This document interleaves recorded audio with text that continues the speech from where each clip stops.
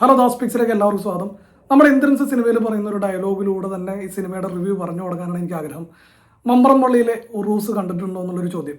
അപ്പോൾ അത് കാണാൻ വേണ്ടി തന്നെയാണ് തിയേറ്ററിൽ നിന്ന് പോയതും. പക്ഷെ ഇന്ന് വരെ കാണാത്ത രീതിയിലുള്ള, അല്ലെങ്കിൽ ഈ വർഷം കാണാത്ത രീതിയിലുള്ള തിരക്ക് വനിതാ തിയേറ്ററിൽ എടപ്പള്ളിയിൽ ഞാൻ കണ്ടു. വനിതാ തിയേറ്ററിൽ സിനിമ കണ്ടവരാരെങ്കിലും ഉണ്ടെങ്കിൽ കമൻറ്റ് ചെയ്യുക. കാരണം അതിനും മാത്രം തിരക്കായിരുന്നു. അത്രയും പ്രതീക്ഷ ഈ ഒരു സിനിമ കണ്ടായി എന്നുള്ളതാണ് ഇതുകൊണ്ട് ഞാൻ ഉദ്ദേശിച്ചത്. അപ്പോൾ ഈ ഒരു സിനിമയുടെ പ്രതീക്ഷ എന്ന് പറഞ്ഞാൽ വെറും വൈശാഖ് മാത്രമായിരുന്നില്ല. വൈശാഖിൻ്റെ സിനിമയുടെ പാറ്റേൺ മധുരരാജ, ഈ സീനിയേഴ്സ്, മല്ലു സിംഗ്, ഈ ഒരു പാറ്റേണുള്ള സിനിമകൾ പോലെ അല്ല ഈ ഒരു സിനിമയുടെ ട്രീറ്റ്മെൻറ്റ് ചെയ്തിരിക്കുന്നത് നമുക്ക് എല്ലാവർക്കും അറിയാം. അതിന് പ്രധാന കാരണം എന്ന് പറഞ്ഞാൽ ഇതിൻ്റെ ക്രൂ മെമ്പേഴ്സാണ്. പ്രത്യേകിച്ച് നമ്മുടെ ഏറ്റവും പ്രൊമിനൻ്റ് ആയിട്ടുള്ള നമ്മുടെ ജോമോൻ ടി ജോൺ എന്ന് പറഞ്ഞൊരു സിനിമോട്ടോഗ്രാഫർ ഇതിൻ്റെ പുറകിലുണ്ടായി.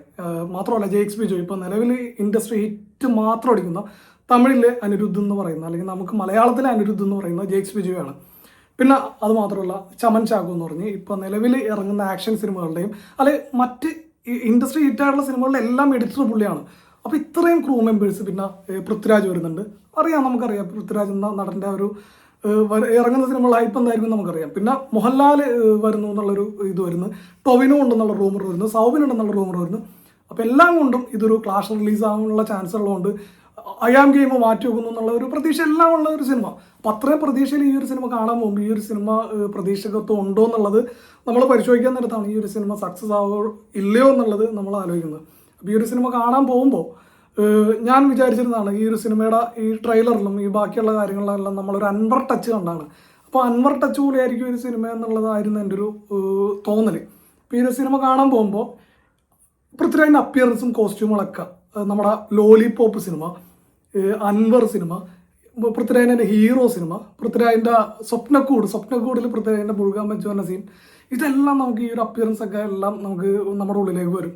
കാരണം പൃഥ്വിരാജ് ആ ഒരു ഷോർട്ട് കൈ ഷർട്ടൊക്കെ ഇട്ട്, ചെറിയ ഷർട്ടിട്ട്, മറ്റേ വെള്ളി ചെയിൻ മാലയൊക്കെ ഇട്ട് വരാൻ നേരത്ത് ഒരുപാട് സാമ്യങ്ങൾ, പഴയ സിനിമകളുടെ സാമ്യങ്ങൾ നമുക്ക് തോന്നും. അപ്പോൾ സിനിമയുടെ കഥയിലേക്ക് വരാൻ നേരത്ത് നമ്മുടെ അൻവർ സിനിമയിലെ പോലെ തന്നെ ഒരു സെയിം പാറ്റേൺ ഒരു കഥ തന്നെയാണ്. ഒരു ഫാമിലിയിലേക്ക് വരുന്ന ഒരു ഇഷ്യൂ, അതിനെ തുടർന്നുണ്ടാകുന്ന ഒരു സംഭവങ്ങളൊക്കെയാണ് ഈ ഒരു കഥ പറഞ്ഞു പോകുന്നത്. അപ്പോൾ അതിലുപരി റീസെൻ്റ് ആയിട്ട് നമ്മുടെ കേരളത്തിൽ നടക്കുന്ന സ്വർണം പൊട്ടിക്കൽ പോലുള്ള ഒരു പരിപാടി, ഈ സ്വർണം കടത്തുന്ന ആളുകളുടെ നിന്ന് അത് കായികമായിട്ട് തട്ടിപ്പറിച്ചെടുക്കുന്ന രീതിയാണ് ഈ സ്വർണം പൊട്ടിക്കൽ എന്ന് പറഞ്ഞാൽ. റീസെൻ്റ് ആയിട്ട് ഒരാളെ അറസ്റ്റ് ചെയ്തിട്ടുണ്ട്. അയാളുടെ പേര് ഞാൻ പറയുന്നില്ല. അപ്പോൾ അയാളെ അറസ്റ്റ് ചെയ്യാൻ പോലീസ് ഓടി നടന്നതൊക്കെ നിങ്ങൾക്കറിയാം. അത് ആ ഒരു സംഭവമായിട്ട് ബന്ധമുള്ള ഒരാളാണ്. അപ്പോൾ ഈ സിനിമ കാണിക്കുന്നത് തന്നെ നമ്മുടെ സഞ്ജയ് ശിവറാമിനെയാണ് ആദ്യം കാണിക്കുന്നത്. അപ്പോൾ ഈ ഒരു സിനിമയിൽ ഷോർട്ടിൽ കാണിക്കുന്നത് കൊടുവള്ളി എന്നൊരു സ്ഥലത്താണ്. ഇപ്പോൾ ഈ പത്രം വായിക്കുന്ന ആളുകൾക്ക് അറിയാം, കൊടുവള്ളി വളരെ പ്രസിദ്ധമായിട്ടുള്ളൊരു സ്ഥലമാണ്.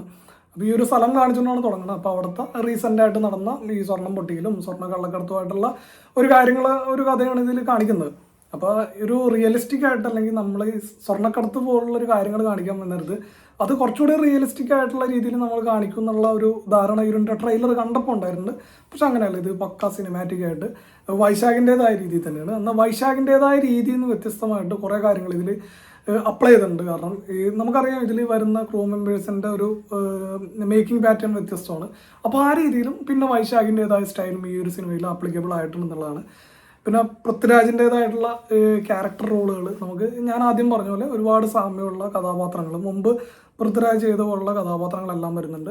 ഈ ഒരു സിനിമയിൽ പുതിയതായിട്ട് എന്തെങ്കിലും ഉണ്ടെന്ന് ചോദിച്ചാൽ എനിക്ക് പുതിയതായിട്ട് തോന്നിയ കാര്യങ്ങൾ, പ്രത്യേകിച്ച് ഈ ലണ്ടനിൽ നടക്കുന്ന ഒരു ഫൈറ്റ് സീനുണ്ട്. ലണ്ടനിൽ നടക്കുന്ന സീനുകൾ ഏകദേശം ഒരു 5 ഫൈറ്റ് സീനുകളോളം ഈ ഒരു സിനിമയിലുണ്ട്. അപ്പോൾ ലണ്ടനിൽ നടക്കുന്ന ഒരു ഫൈറ്റ് സീനിൽ അതിൻ്റെ ക്യാമറ വർക്കും, അതിൻ്റെ ലൈറ്റിങ്ങും, അതിൻ്റെ മ്യൂസിക്കും, അതിൻ്റെ എഡിറ്റിംഗ് കട്ടും എല്ലാം നല്ല രസമായിട്ട് ചെയ്തിട്ടുണ്ട്. അത് എന്താ പറയുക, അത് അടിപൊളിയായിട്ട് ആ ഒരു ഷോട്ടുകളും സീനുകളൊക്കെ ചെയ്തിട്ടുണ്ട്. അതേപോലുള്ള ലൈറ്റിങ്ങും കാര്യങ്ങളൊക്കെ ആ ഒരു ഷോട്ടിൽ വരുന്നുണ്ട്. പിന്നെ സിനിമയിൽ നായികയായിട്ട് വരുന്ന മാളവിക ശർമ്മ, അഭിനയിക്കാനുള്ള വലിയ രംഗങ്ങളോ കാര്യങ്ങളോ ഒന്നുമില്ല. പക്ഷെ ആ ഒരു പെൺകുട്ടിയെ കണ്ടിരിക്കാൻ നല്ല രസമാണ്, തിയേറ്ററിൽ കണ്ടിരിക്കാൻ നല്ല രസമാണ്. പിന്നെ മെയിൻ വില്ലനായിട്ട് വരുന്ന നീൽ നിതിൻ മുകേഷ് എന്ന് പറഞ്ഞ ഹിന്ദി നടനാണ്. പുള്ളി ഇതിനു മുമ്പ് മറ്റേ കത്തി സിനിമയിലൊക്കെ ഉണ്ടായിട്ടുണ്ടെന്നാണ്. പുള്ളിയാണ് വരുന്നത്. പുള്ളിക്ക് കാര്യമായിട്ടുള്ള റോളുണ്ടോ എന്ന് ചോദിച്ചാൽ മുഴുനീള റോളുണ്ട്. പക്ഷേ പുള്ളി ഒരു നോർമൽ വില്ലൻ എന്നുള്ളൊരു ടിപ്പിക്കൽ വില്ലൻ എന്നുള്ള രീതിയിൽ തന്നെയാണ് പോകുന്നതിൽ. ഷമ്മിദിലയുണ്ട്. ഷമ്മിദിലേൻ്റെയൊക്കെ ആ ഒരു എക്സ്ട്രീം ലെവൽ അഭിനയം അല്ലെങ്കിൽ കാര്യങ്ങളൊന്നും ഈ ഒരു സിനിമയിൽ കൊണ്ടുവരാൻ പറ്റിയിട്ടില്ല. പിന്നെ വില്ലനായിട്ട് വരുന്നത് മറ്റേ ശിവജിത്ത് പത്മനാഭൻ എന്ന് പറഞ്ഞ ആ ഒരു വലിയ സൈസൊക്കെ ആയിട്ടുള്ള പുള്ളിയും വരുന്നുണ്ട്. പുള്ളി ഇതിൽ എനിക്ക് തോന്നുന്നത് ഏതെങ്കിലും തരത്തിലുള്ള ട്രോളുകൾ പുള്ളിയുടെ റോളിന് കിട്ടാൻ ചാൻസ് ഉണ്ടോ എന്നുള്ളത് ഇനി ഈ കോക്കൊക്കെ റിവ്യൂ ചെയ്ത് കഴിഞ്ഞിട്ട് നമുക്ക് പറയാൻ പറ്റുള്ളൂ. അപ്പോൾ സിനിമ മൊത്തത്തിൽ ഓൾ ഓവർ സിനിമ എങ്ങനെ ഉണ്ടായെന്ന് ചോദിച്ചാൽ, സിനിമ നമുക്ക് മോശമാണെന്ന് പറയാനുള്ള ഒന്നും സിനിമയിലില്ല. അന്ന് എന്തെങ്കിലും തരത്തിലുള്ള പുതുമ തോന്നിയോ എന്ന് ചോദിച്ചാൽ ഒരുപാട് സ്ഥലങ്ങളിൽ പുതുമ തോന്നി. അതിൽ പ്രത്യേകിച്ച് എടുത്ത് പറയേണ്ടത് വൈശാഖിൻ്റെ മേക്കിംഗ് സ്റ്റൈലിൽ വ്യത്യാസം തോന്നി. പിന്നെ ഷോട്ടുകളൊക്കെ ഭയങ്കര പുതുമയായിട്ട് തോന്നി. BGM തോന്നി. പിന്നെ എഡിറ്റിംഗ് സ്കില്ലെല്ലാം തോന്നി. പക്ഷേ സിനിമയുടെ കഥ, ജിനു വി എബ്രഹാം ആണ് എൻ്റെ സിനിമയുടെ കഥ എഴുതിയിരിക്കുന്നത്. കടുവ, പിന്നെ പൃഥ്വിരാജൻ തന്നെ ആദം ജോൺ, അങ്ങനെയുള്ള സിനിമകൾക്കൊക്കെ കഥ എഴുതിയ ആളാണ്. അപ്പോൾ ആ ഒരു പാറ്റേണിൽ തന്നെയാണ് ഇതിൻ്റെ ഒരു കഥ പോകുന്നതും. പിന്നെ ഈ നമ്മുടെ എയർപോർട്ടിൽ സ്വർണം കടത്തുമായിട്ട് ബന്ധപ്പെട്ട് കാണിക്കുന്ന ഒരുപാട് കാര്യങ്ങളില്ലേ. ഇപ്പോൾ നമ്മുടെ ബാഗിൻ്റെ പിടിയായിട്ട് കൊണ്ടുപോകുക, അല്ലെങ്കിൽ മുടിയിൽ വെച്ച് കൊണ്ടുപോകുക, ഈ ഗ്ലാസ്സിൽ വെച്ച് കൊണ്ടുപോകുക, ഫോണിൻ്റെ ഉള്ളിൽ വെച്ച് കൊണ്ടുപോകുക, അങ്ങനെയുള്ള കാര്യങ്ങളെല്ലാം നമ്മൾ പല സിനിമകളിലും ഓൾറെഡി കണ്ട് ശീലിച്ചാണ്. പിന്നെ അത് മാത്രമല്ല, നമ്മുടെ അയൻ സിനിമയിലൊക്കെ അത് കൃത്യമായിട്ട് എയർപോർട്ടിൽ നടക്കുന്ന കാര്യങ്ങളൊക്കെ ഒരുപാട് നാൾ മുമ്പേ നമ്മൾ കണ്ടതാണ്. അപ്പോൾ ആ ഒരു രംഗങ്ങളൊക്കെ കാണിക്കാൻ നിർത്തും നമുക്കത് അത്ര ഫ്രഷായിട്ടോ പുതുമയായിട്ടോ ഫീൽ ചെയ്യില്ല. നമ്മൾ ഓൾറെഡി പത്രങ്ങളൊക്കെ കണ്ടാണ്. അതൊരു ഫ്രഷ്നെസ് ആളുകൾക്ക് തോന്നിക്കാൻ വേണ്ടി അല്ല അത് ചെയ്തത്. എങ്ങനെയാണ് എയർപോർട്ടിൽ സ്വർണ്ണക്കടത്ത് നടത്തുന്നത് എന്നുള്ളത് കാണിക്കാൻ വേണ്ടിയാണ്. പിന്നെ ഒറ്റുകാരൊക്കെയുണ്ട്, എങ്ങനെയാണ് ഒറ്റുന്നത്, അങ്ങനെയുള്ള കാര്യങ്ങളെല്ലാം ഈ ഒരു സിനിമയിൽ ഫുള്ളായിട്ട് കാണിച്ചിട്ടുണ്ട്. അപ്പോൾ സിനിമ ഒരു അൻവർ ടച്ച് ഉണ്ട്. പല സിനിമകളായിട്ടും ഒരു ചെറിയൊരു ബന്ധം പോലെ നമുക്ക് തോന്നും.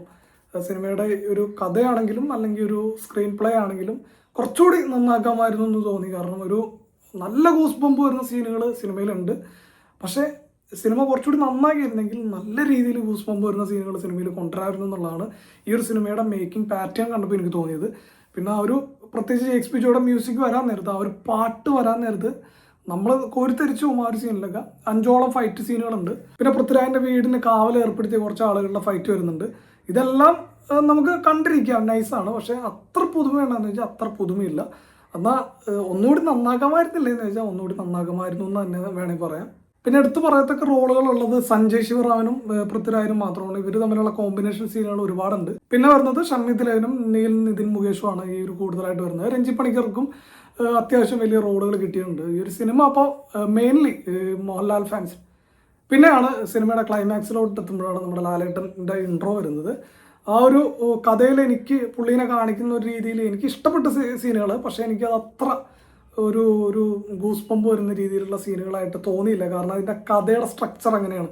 അപ്പോൾ അതത്ര എനിക്ക് തോന്നിയില്ല. പിന്നെ ഒരുപാട് ആളുകളെ കാണിക്കുന്നുണ്ട്, പക്ഷെ അതൊക്കെ അത്ര ഫീൽ നമുക്ക് തോന്നിയില്ല. എന്നാൽ അതൊന്നും മോശമാണെന്ന് നമുക്ക് പറയാനും പറ്റില്ല. ആ ഒരു സീനുകളൊക്കെ ഉണ്ട്. പ്രത്യേകിച്ച് ഫാൻസുകാർക്ക് സിനിമ നന്നായിട്ട് ഇഷ്ടപ്പെടും. പൃഥ്വിരാജ് ഫാൻസിനും മോഹൻലാൽ ഫാൻസിനും. പിന്നെ 1, 2, 3 നടന്മാരുണ്ട്. അവരുടെയൊക്കെ അപ്പിയറൻസ്, അവരുടെയൊക്കെ ഇൻട്രോ കാണുമ്പോൾ നിങ്ങൾക്ക് ഇഷ്ടപ്പെടും തീർച്ചയായിട്ടും. സിനിമ മോശമാണെന്ന് പറയാനില്ല, എന്നാൽ കുറച്ചുകൂടി നന്നാക്കാമായിരുന്നു എന്നുള്ളൊരു ഒപ്പീനിയൻ ഉണ്ട്. അപ്പോൾ അടുത്ത വീഡിയോയിൽ കാണുന്നവരെ എല്ലാവർക്കും ബൈ.